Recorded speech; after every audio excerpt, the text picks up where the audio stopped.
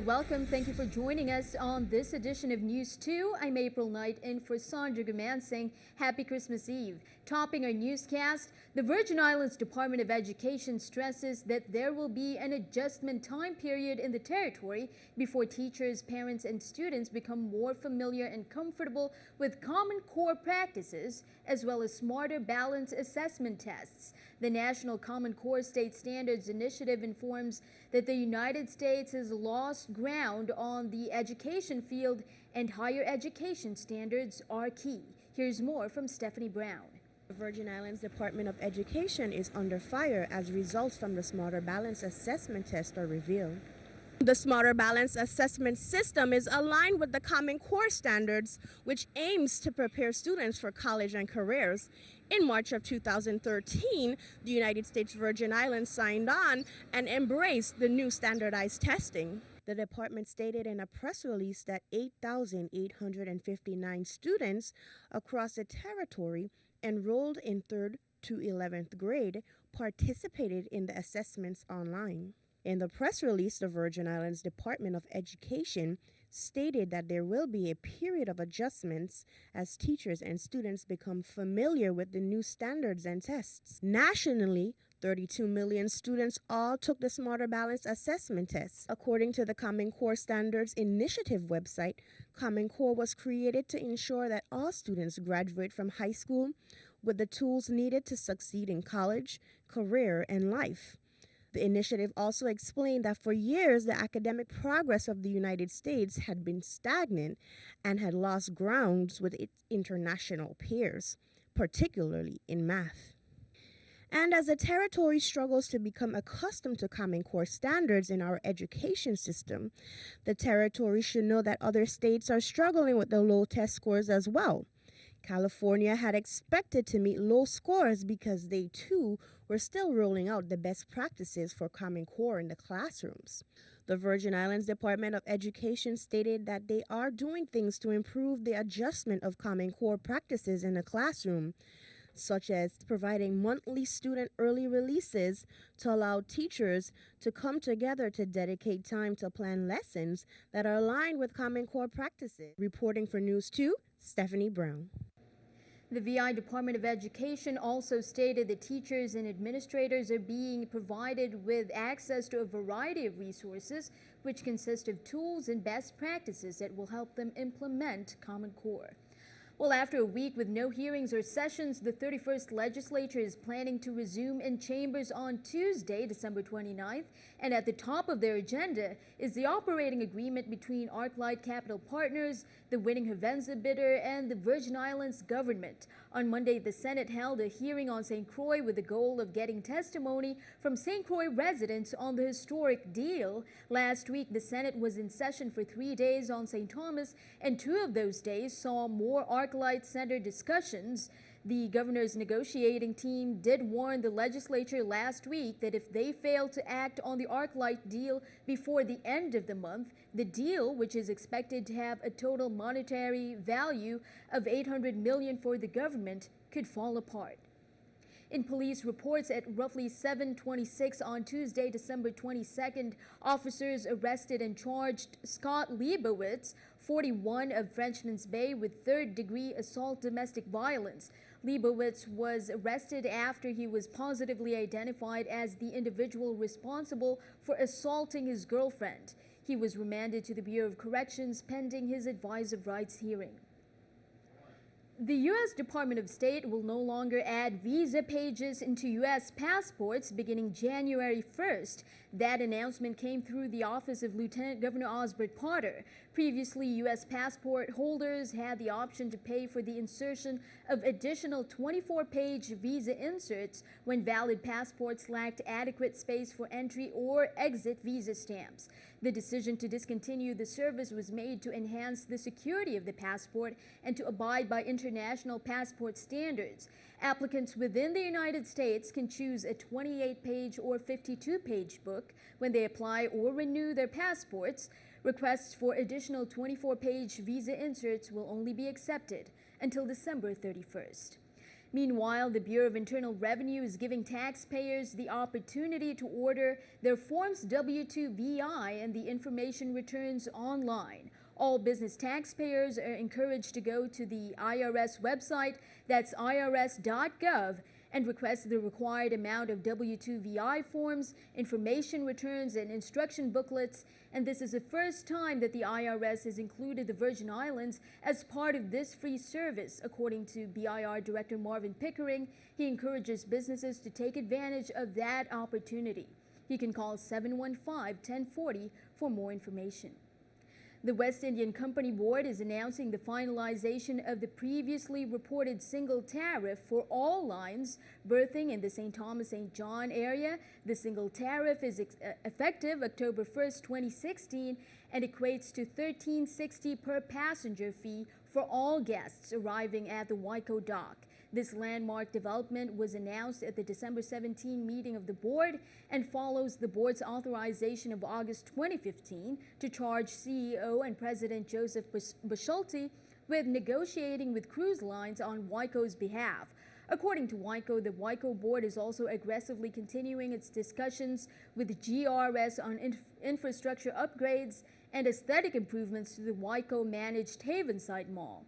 It's also collaborating with the Yacht Haven Grand, they say, to maximize the synergy between these two important retail and tourism properties. Well, more from the Water and Power Authority board meeting held Wednesday. The board authorized Executive Director Hugo Hodge to enter into a contract with Lind Gas. The company will provide equipment and supplies to treat potable water produced at the seawater reverse osmosis plants in both island districts. The contract is for a 10-year period in the amount of more than $1 million. Hodge noted that without the treatment, the seawater reverse osmosis post-treatment process will not function properly. Well, an election expert from the mainland is coming to the VI to look at the local election process. According to election supervisor Caroline Fox, David Levine, an election management consultant, will be visiting the St. Thomas Elections Office to meet with the staff of the election system and get an overview of the election process in the Virgin Islands. Fox said that Levine has extensive experience in administering elections and has previously administered elections for the city of Richmond, Virginia, and Washington, D.C. The election system is also reminding election candidates that the due date for the December 30, 2015 campaign disclosure report is coming up. Candidates must submit their reports to the Office of Supervisor of Elections in their relevant district no later than January 19th to avoid being assessed a penalty and fees for failing to file on time or file at all. According to Fox, as per her mandate, if candidates no longer wish to continue running for a position, they must submit a final bank statement and letter indicating that they have closed their accounts. You can contact your local election office for more information. Well, are you the lucky winner? The VI Lottery is still looking for this winner. They're looking for the winner of the VI Lottery bonus prize of 4 days, 3 nights Super Bowl package from their December 16th extraordinary drawing. That ticket number is on your screen, 18113. The prize is time sensitive according to VI Lottery, and the winner is asked to claim it no later than January 7th. You'll need to bring in the original ticket and valid identification to claim your prize. Again, that ticket number is 18113. For more information, you can contact Yvette Finch at 715-6856. Turning our attention stateside, it's not the happy holidays for many residents in states across the mainland. Storms have killed at least 7 people in Mississippi, Tennessee, and Arkansas. Violent storms and tornadoes are still threatening several states in what forecasters are calling unusual weather patterns for this time of the year. Reed Binion reports. We came that close, the second near-death experience. Some people made it to safety just in time. We were in the house, we heard the wind picking up, we just dashed out to the storm shelter, and we had 45 seconds, and it just hit. We walked out of the storm shelter, everything was gone. Others weren't so lucky. Several people died as a large tornado formed in northern Mississippi. It left a trail of damage for miles and miles, moving well into Tennessee. When the tornado was over, I couldn't by my house. It was just that bad. Streets was just everywhere. Overnight, first responders in several states worked to make sure nobody was trapped under debris, desperate for help. That's our number one priority. If we do have someone that is stranded or someone that is trapped, we're trying to clear each street, each county road, each highway, going door to door to make sure we can eliminate all the possibilities there's still someone that needs help. The storm system left damage across much of the Midwest and the South, flooding roads, downing trees, and damaging homes in parts of Kentucky, Illinois, Indiana, and Alabama as well. I'm Andrew Spencer reporting. And that was Andrew Spencer reporting. Keeping an eye on the economy, here's a look at our New York Stock Exchange with our Stock Market Watch. The Dow down 50, NASDAQ up 2, S&P down 3. Coming up on NEWS2, yet more events to add to your social calendar, plus more from our consumer alerts. We'll be right back.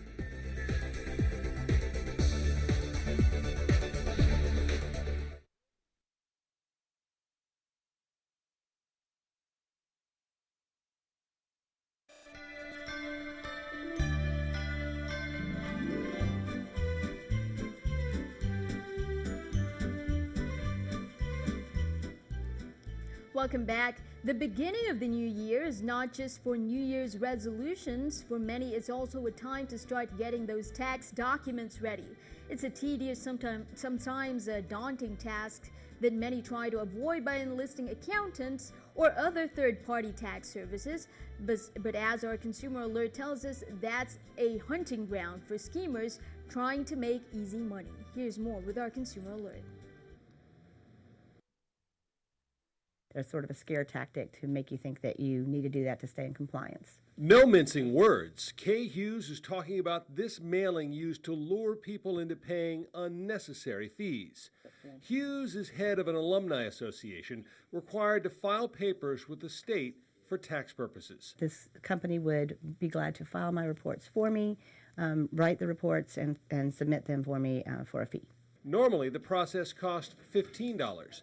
But this letter says the fee would be $150. I've done this for 8 to 10 years, and I thought this is the first time I've ever heard of any kind of a $150 fee for something that was required. She was afraid there'd been some sort of change in the laws and something new was required. Kay noticed a few things that look suspicious, like the misspelling of a street, Leestown, should be one word. Also, the return address was a UPS box. So she called postal inspectors. Somewhat a form of trickery. Inspectors say they see mailings like this every year around this time of year. As long as they provide that service, it's not fraud. But you don't have to go through them. You can just file with the state for $15 like you do every year. I thought it was pretty sneaky for someone to, I guess, maybe play on your doubts about what the real process was. Well, Bethlehem House Shelter got quite a few Christmas gifts in the past few days. Not only did they get boxes of shoes and clothing from members of the St. Croix Lions Club, they also received a food donation from the office of Senator Gene Ford. On Friday, December 18th, Senator Ford and his team delivered food items such as ham, turkey, bags of beans and rice, and cans of peas and carrots to the shelter. According to Senator Ford, he urges all Virgin Islanders to continue to reach out during this Christmas season and help the less fortunate. Now again, remember, those holiday leave for government workers are official, and that means government offices will also be closed over Christmas and New Year and through the peak of Cruise and Carnival events. Christmas Eve is a half day with government offices closed at 1 p.m. today. All government offices will be closed Christmas Day, and the St. Croix district offices will remain closed on December 30th. Another half day for New Year's Eve, and all government offices will be closed January 6th as well for Three Kings Day. And here are specific schedules of certain agencies. The Bureau of Motor Vehicles was open this morning on Christmas Eve, but only until 10 a.m. They closed for the rest of the day, and the whole day, December 25th, they reopen on Monday. The VI Waste Management Authority offices, meanwhile, were open until noon today. They're closed Friday and will reopen on Monday. Their offices will close again on December 31st at noon through January 1st. The Bavoni landfill will be open 6 to noon on Friday, December 25th, 6 to 4 on December 31st, and 6 to noon on January 1st, and also 6 to 4 on January 6th. The Susannaburg Transfer Station is open 7 to noon on Friday, 6 to 4 on December 31st, and 7 to noon on January 1st, 6 to 4 on January 6th. The St. Croix Transfer Station, meanwhile, is closed on Friday, open 6 to 4 on December 31st, closed on January 1st, and open 6 to 4 on January 6th. And just a reminder, as we head into the peak of Crucian Carnival festivities this weekend, don't forget these upcoming events. The main village in Frederiksted on December 26th opens on December 26th at 7 p.m. The Soca Monarch competition occurs on December 29th. That's at 8 p.m. also at the Carnival Village. The following day, December 30th, it's Juve, and that starts at Hannes Rest, 5:30 a.m., or when the VIPD gives the green light at noon that same day. The Food, Arts, and Crafts Fair will begin around the Eliza McBean Clock Tower in Frederiksted. Later that evening on December 30th, Reggae Night in the Frederiksted Carnival Village. That begins at 8 p.m. Local artists Tia, Cruz Rock, Batch, and Desiree will be performing, along with Ghost, Junior Reed, Queen Africa from Jamaica, and if you prefer Calypso over Reggae, the Calypso Monarch competition, that will be occurring at 8 p.m. on December 30th, as well at the Island Center for the Performing Arts. Stay tuned, we'll have more Crucian Carnival events for you in a later newscast. And 'twas the day before Christmas, and all through the VI, holiday shoppers are looking for last-minute gifts to buy. NEWS2 went out to Sunny Isle, actually, on St. Croix, and asked holiday shoppers the question, what is your Christmas wish for the Virgin Islands? And here's what we got. My Christmas wish for the Virgin Islands is better road construction, more sidewalks, and more lanes on the streets, and also street signs and stoplights. That's my wish for the Virgin Islands for Christmas. Happy holidays. Holidays. My Christmas wish for the Virgin Islands is peace and happiness for all. St. Croix really needs some peace right now and some community love. That's what we need. Muchas felicidades, Virgin Island. Merry Christmas, Happy New Year. Que pasen un feliz año nuevo con su familia. Thank you very much. Free cars. It need more fun in the Virgin Islands for young children, for them to play. All right. Well, just a reminder to our viewers, there will be no newscast on Christmas Day, December 25th, but get ready for a Christmas treat. We have Dion Parson and 21st Century Band live at Jazz at Lincoln Center's Dizzy's Club Coca-Cola. The band is comprised of Virgin Islanders who are considered some of the world's best jazz musicians.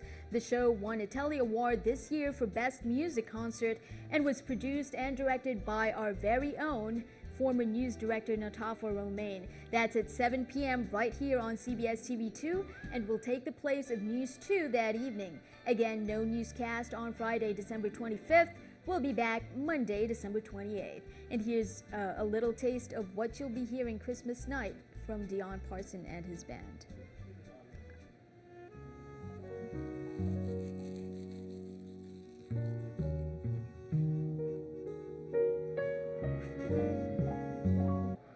Stick around, your NEWS2 AccuWeather forecast is coming up next.